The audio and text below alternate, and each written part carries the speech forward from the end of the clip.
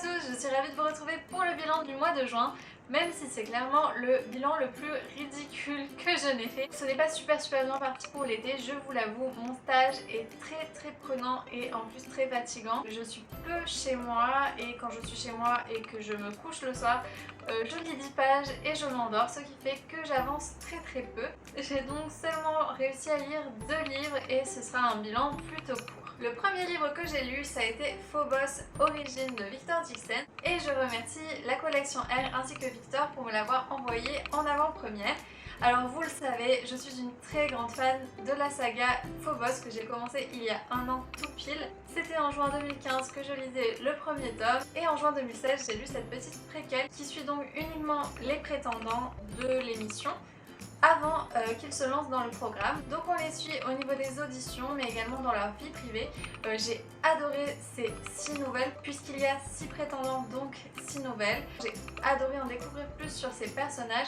J'avais trouvé ça un peu bizarre dans le tome 2 parce qu'ils débarquaient un peu d'un coup mais on n'en savait pas grand chose sur eux. On perdait le mystère du tome 1 sans pour autant pouvoir s'attacher aux personnages puisqu'on en savait vraiment trop peu.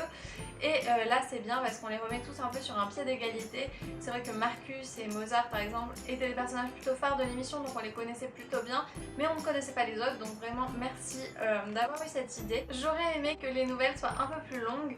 En effet, c'est une 50aine de pages seulement par candidat, alors que ça ne m'aurait pas dérangé d'en lire une centaine, de vraiment bien rentrer dans l'univers de chaque garçon puisqu'ils viennent tous d'un pays différent, qu'ils ont tous des passés, des histoires différentes et ça ne m'aurait pas dérangé de les découvrir davantage puisqu'à chaque fois que je rentrais vraiment dans l'univers, et ben ça s'arrêtait malheureusement. Alors j'ai eu mes garçons préférés et mes nouvelles préférées. En revanche, l'histoire de Kenji ne m'a pas vraiment convaincue, enfin j'ai trouvé ça trop bizarre.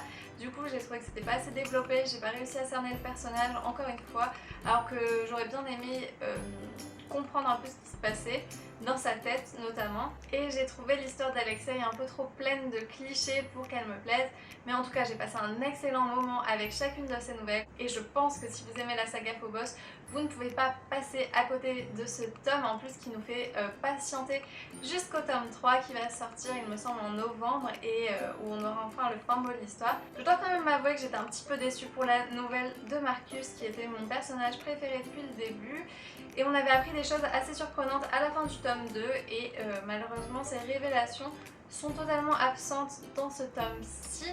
Donc voilà, je m'attendais un peu plus de révélations sur Marcus alors que finalement on ne les a pas. C'est dommage parce qu'en fait c'était le personnage qu'on connaissait le mieux et du coup c'est la nouvelle qui nous en apprend le moins. C'est un petit peu dommage, voilà, j'en attendais beaucoup de la nouvelle de Marcus et je suis restée un petit peu sur ma faim. En tout cas voilà, c'est un super concept, c'est super immersif.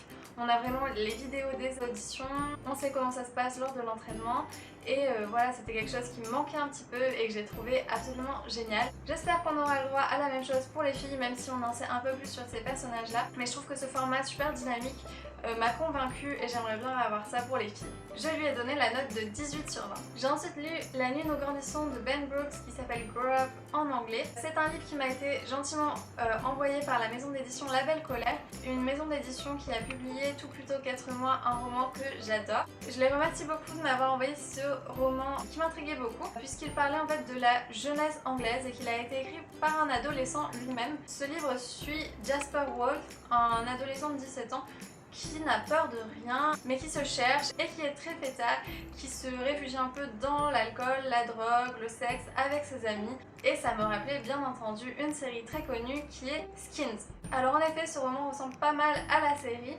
ça m'a plutôt plu parce que c'était une série que j'affectionnais tout particulièrement quand j'étais au collège, mais c'est vrai qu'à l'époque ça me paraissait absolument irréaliste. Alors que maintenant que j'ai habité en Écosse entre temps et que j'ai relu ce livre, ça me paraît beaucoup plus réaliste, beaucoup plus juste, puisque la jeunesse anglaise est très différente de la nôtre, on n'a pas du tout le même mode de vie, ni la même adolescence. Donc c'est vrai que dans un contexte francophone, ce roman peut paraître étrange et irréaliste, mais pourtant dans un contexte britannique, c'est vraiment tout à fait ça. Alors c'est peut-être difficile à s'imaginer si on n'a pas vécu au Royaume-Uni, mais en tout cas, moi ça m'a permis de revenir avec à la fois nostalgie, mais également avec beaucoup de recul sur le semestre que j'ai passé en Écosse. J'ai été impressionnée que l'auteur soit aussi jeune et qu'il arrive à revenir avec autant de recul en fait sur une période de la vie qu'il vient tout juste de quitter, qui est l'adolescence. Les personnages m'ont plu, mais j'ai été déçue par le personnage de Jasper en fait, qui nous est vendu comme un personnage beaucoup plus complexe, beaucoup plus fort en fait dans le résumé, alors que c'est juste un adolescent un peu paumé et fêtard qui agit sans réfléchir, alors que là on nous dit quand même que Jasper ne recule devant rien pour arriver à ses fins, qu'il établit des plans machiavéliques. Voilà, je m'attendais à une espèce de psychopathe, je me disais ça va être super intéressant, on va rentrer dans la tête d'un psychopathe. Mais en fait pas du tout, et voilà, j'ai trouvé le résumé un peu en décalage avec ce que j'ai lu.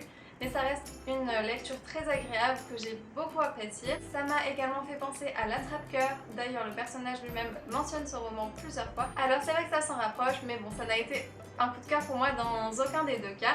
Je lui ai donné la note de 14 sur 20 et je le conseille à des adolescents d'au moins 14 ans quand même, à cause des sujets qu'il traite. Mais en tout cas, je pense qu'il peut être lu, et surtout pour des adolescents qui se cherchent, puisque c'est quand même le cas de Jasper et de ses amis.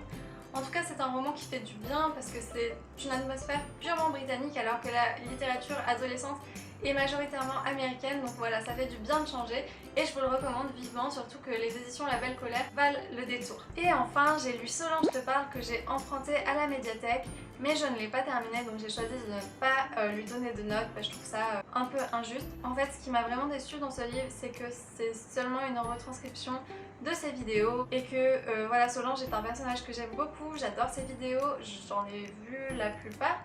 Du coup, je connaissais déjà un peu tout. Bon, après c'est ma faute, je me suis pas renseignée. En effet, le livre est vendu comme une retranscription de ses vidéos. Mais voilà, c'est vrai que si on regarde déjà ses vidéos, il n'y a pas vraiment d'intérêt à acheter un livre pour lire des choses que l'on sait déjà, que l'on a déjà entendues. En plus, voilà, ça fait un peu brouillon, ce ton un peu spécial qu'emploie Solange. Je l'adore dans ses vidéos, mais autant à l'écrit, je trouve que c'est étrange. Ça passe beaucoup mieux dans les vidéos. En tout cas, c'est mon avis. Après, pour une personne qui ne connaît pas Solange et qui n'a pas vu ses vidéos, peut-être que ce livre présente plus d'intérêt, mais je ne vois pas trop en quoi, en fait, une personne qui ne connaît pas Solange aurait envie de lire ce livre. Donc voilà, je trouve ça un peu bizarre.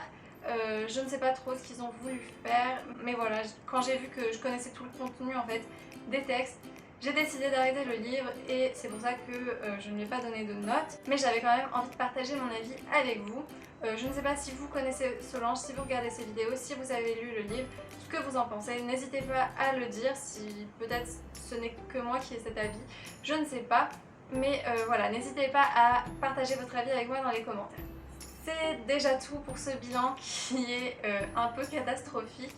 Je ne sais pas si je vais faire mieux au mois de juillet. Honnêtement, je ne pense pas. Mon stage sera toujours aussi fatigant, mais je fais de mon mieux. Je n'ai pas de panne de lecture. Ce n'est pas pour ça qu'il n'y a que 2 livres et demi. C'est vraiment un manque de temps. J'espère que j'aurai plus de contenu à vous présenter la prochaine fois. Mais en tout cas, je vous fais de gros bisous et je vous souhaite de très bonnes lectures.